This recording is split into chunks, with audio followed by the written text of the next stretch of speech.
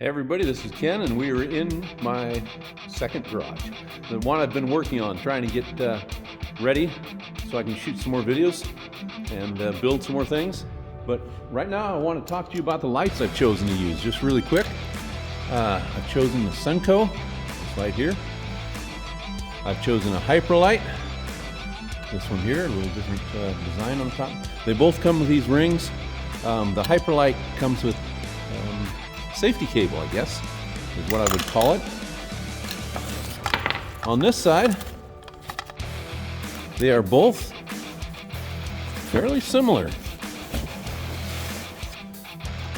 The Sunco here seems to have a few more LED little yeller things in there, although they both claim the same output of light. This one's spread out a little more, so maybe that's why this one looks like there's more, because it's bunched together. But anyway, they're both putting out the same amount of light, supposedly. They both have metal heat diffusers. They both plug in with your standard plug.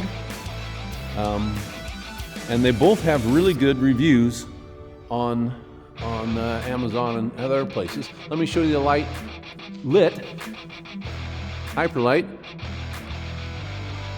Really bright, obviously. Throws a pretty good pattern on the ground. They're both hanging from the same height. There's my Sunco. Just as bright as the sun out there, if not brighter.